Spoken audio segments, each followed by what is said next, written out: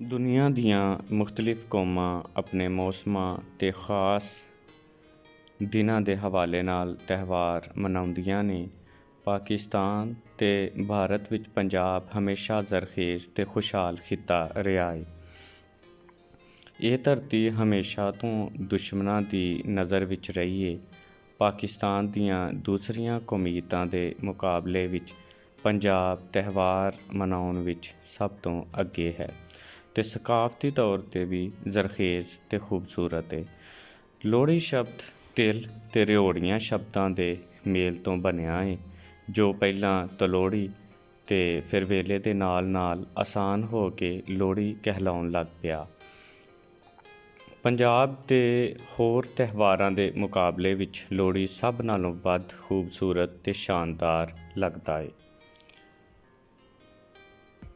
ਲੋਹੜੀ ਇੱਕ ਮੌਸਮੀ ਤਿਉਹਾਰ ਹੈ। ਕਹਿੰਦੇ ਨੇ ਜਿਸ ਦਿਨ ਕਮਾਦ ਗੰਨੇ ਦੀ ਫਸਲ ਪੱਕ ਕੇ ਤਿਆਰ ਹੁੰਦੀ ਹੈ ਤੇ ਵੱਢੀ ਜਾਂਦੀ ਹੈ, ਉਸ ਤੋਂ ਇੱਕ ਦਿਨ ਪਹਿਲਾਂ ਸਾਰੇ ਕਿਸਾਨ ਮਿਲ ਕੇ ਥੋੜ੍ਹਾ ਜਿਹਾ ਗੰਨਾ ਕੱਟ ਕੇ ਉਸ ਦਾ ਜ਼ਾਇਕਾ ਚੱਖਦੇ ਨੇ ਤੇ ਮਿੱਠਾ ਹੋਣ 'ਤੇ ਇੱਕ ਦੂਜੇ ਨੂੰ ਮੁਬਾਰਕਾਂ ਦਿੰਦੇ ਨੇ। ਇਸ ਦਿਨ ਪਿੰਡ ਦੇ ਬਾਲ ਘਰ ਘਰ ਜਾ ਕੇ ਲੋਹੜੀ ਮੰਗਦੇ ਨੇ ਤੇ ਕੋਈ ਵੀ ਕਿਸੇ ਨੂੰ ਘਰ ਤੋਂ ਖਾਲੀ ਨਹੀਂ ਟੋਰਦਾ। ਲੱਕੜ, ਕਮਾਦ, ਕਪਾਹ, ਚਾਵਲ, ਘਿਓ, ਦੁੱਧ, ਰਿਓੜੀਆਂ, ਨਕਦੀ ਰਕਮ, ਅਨਾਜ ਤੇ ਪੱਕੀ ਰੋਟੀ ਲੱਭਦੀ ਏ।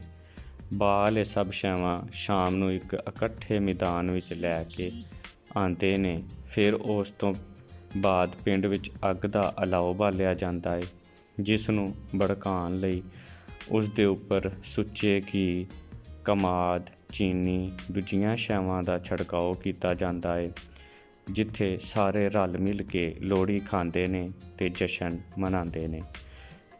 ਇਸ ਦਿਨ ਨਾਲ ਕਈ ਦਾਸਤਾਨਾਂ ਜੁੜੀਆਂ ਨੇ, ਜਿਨ੍ਹਾਂ ਵਿੱਚ ਸਭ ਨਾਲੋਂ ਮਸ਼ਹੂਰ ਦਾਸਤਾਨ ਇਹ ਵੇ ਲੋਹੜੀ ਦਾ ਇਤਿਹਾਸ ਦੁੱਲਾ ਭੱਟੀ ਦੀ ਕਹਾਣੀ ਨਾਲ ਜੁੜਿਆ ਹੋਇਆ ਹੈ। ਦੁੱਲਾ ਭੱਟੀ ਅਕਬਰ ਦੇ ਰਾਜ ਦੇ ਦੌਰਾਨ ਇੱਕ ਬਾਗੀ ਸੀ, ਜੋ ਕਿ ਅਮੀਰ ਲੋਕਾਂ ਦਾ ਮਾਲ ਲੁੱਟ ਕੇ ਗਰੀਬ ਲੋਕਾਂ ਵਿੱਚ ਵੰਡ ਦਿੰਦਾ ਸੀ। ਇਸ ਇਲਾਕੇ ਦੇ ਗਰੀਬ ਲੋਕ ਇਸ ਦਰਿਆ ਦਿਲੀ ਦੇ ਕਾਇਲ ਸਨ। ਇੱਕ ਵਾਰੀ ਦੀ ਗੱਲ ਹੈ ਕਿ ਉਸ ਨੇ ਇੱਕ ਕੁੜੀ ਨੂੰ ਅਗਵਾਕਾਰਾਂ ਤੋਂ ਛੁਡਾਇਆ ਤੇ ਉਸ ਕੁੜੀ ਨੂੰ ਆਪਣੀ ਧਰਮ ਦੀ ਧੀ ਬਣਾ ਲਿਆ। ਜਦ ਦੁੱਲਾ ਭੱਟੀ ਨੇ ਉਸ ਕੁੜੀ ਦਾ ਵਿਆਹ ਕੀਤਾ ਤਾਂ ਉਸ ਨੇ ਉਸ ਦੇ ਵਿਆਹ ਵਿੱਚ ਤੋਹਫੇ ਦੇ ਤੌਰ 'ਤੇ ਸ਼ੱਕਰ ਪਾ ਦਿੱਤੀ ਸੀ। ਇੱਕ ਹੋਰ ਕਹਾਣੀ ਮੁਤਾਬਕ ਸੁੰਦਰ ਮੁੰਦਰੀ ਇੱਕ ਗਰੀਬ ਬ੍ਰਾਹਮਣ ਦੀਆਂ ਮੰਗੀਆਂ ਹੋਈਆਂ ਧੀਆਂ ਸਨ, ਪਰ ਗਰੀਬੀ ਕਾਰਨ ਵਿਆਹ ਵਿੱਚ ਦੇਰ ਹੋ ਰਹੀ ਸੀ। ਹਾਕਮ ਨੂੰ ਕੁੜੀਆਂ ਦੇ ਹੁਸਨ ਦਾ ਪਤਾ ਲੱਗ ਗਿਆ ਤਾਂ ਉਸ ਨੇ ਇਹਨਾਂ ਨੂੰ ਜ਼ੋਰੀ ਚੁੱਕਣ ਦੀ ਧਾਰ ਲਈ।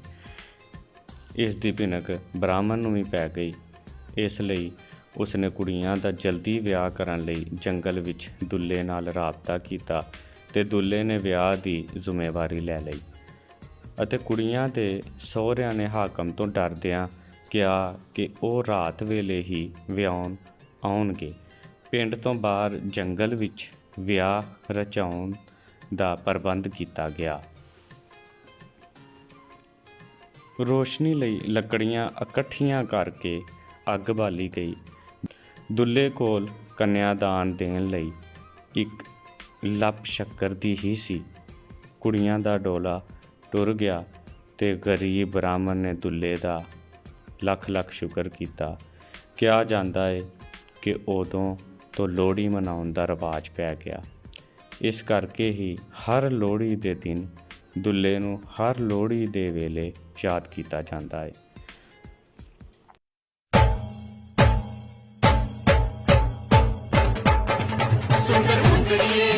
तेरा कौन बेचारा दुल्ला भट्टी वाला दुल्ले धी ब्याई सेव शक्कर पाई कुड़ी दा सालू पाटा सालू कौन समेटे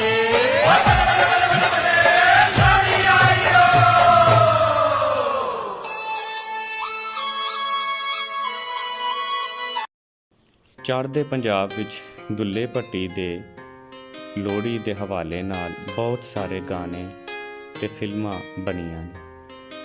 ਮੌਸਮੀ ਤਿਉਹਾਰਾਂ ਦਾ ਪਸੇ ਮੰਜ਼ਰ ਭਾਵੇਂ ਕੁਝ ਵੀ ਹੋਏ, ਪਰ ਖੁਸ਼ੀ ਦੇ ਤਿਉਹਾਰ ਹਮੇਸ਼ਾ ਮਨਾਉਣੇ ਚਾਹੀਦੇ ਨੇ। ਇਹ ਤਿਉਹਾਰ ਇੱਕ ਦੂਜੇ ਨਾਲ ਤੇ ਧਰਤੀ ਨਾਲ ਮੁਹੱਬਤ ਤੇ ਜੁੜਤ ਨੂੰ ਵਧਾਉਂਦੇ ਨੇ। ਲਹਿੰਦੇ ਪੰਜਾਬ ਵਿੱਚ ਬਹੁਤ ਘੱਟ ਲੋਕ ਹੀ ਲੋਹੜੀ ਮਨਾਉਂਦੇ ਨੇ, ਬਲਕਿ ਬਹੁਤ ਸਾਰੇ ਨੌਜਵਾਨਾਂ ਨੂੰ ਤੇ ਲੋਹੜੀ ਦੇ ਬਾਰੇ ਪਤਾ ਵੀ ਨਹੀਂ। ਪਹਿਲੇ ਇਸ ਤਰ੍ਹਾਂ ਦੇ ਮੌਸਮੀ ਤਿਉਹਾਰ ਬਗੈਰ ਕਿਸੇ ਮਜ਼ਹਬੀ ਤਫਰੀਕ ਤੋਂ ਮਨਾਏ ਜਾਂਦੇ ਸਨ, ਪਰ ਹੁਣ ਅਸੀਂ ਲੋਹੜੀ ਨੂੰ ਗੈਰ ਇਸਲਾਮੀ ਤਿਉਹਾਰ ਜਾਣ ਕੇ ਮੁਲਕ ਬਦਰੀ ਕਰ ਦਿੱਤਾ ਹੈ।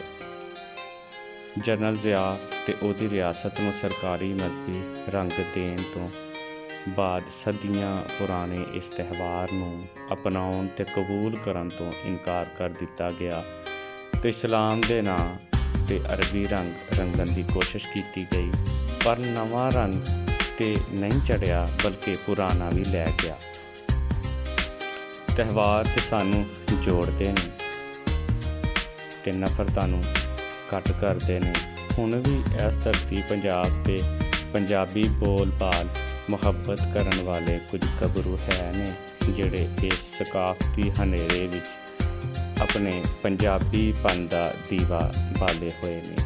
ਆਓ ਨਫ਼ਰਤ ਦੇ ਪੁਜਾਰੀਆਂ ਨੂੰ ਸ਼ਿਕਸਤ ਦਈਏ ਤੇ ਤਿਉਹਾਰ ਜਿਹੜੇ ਸਾਨੂੰ ਜੋੜਦੇ ਨੇ ਇਹਨਾਂ ਵਿੱਚ ਸ਼ਰੀਕ ਹੋਈਏ। ਦੁੱਲੇ ਭੱਟੀ ਨਾਲ ਜੁੜਿਆ ਇਹ ਤਿਉਹਾਰ ਆਪਣੇ ਬਾਲਾਂ ਨੂੰ ਵੀ ਦੱਸੀਏ, ਇਹਨਾਂ ਨੂੰ ਦੱਸੀਏ ਕਿ ਸਾਰੇ ਜਾਂਬਾਜ਼ ਤੇ ਹੀਰੋ ਅਰਬ ਨਹੀਂ ਸਨ, ਕੁਝ ਇਹਨਾਂ ਦੀ ਆਪਣੀ ਧਰਤੀ ਦੇ ਵੀ ਸਨ।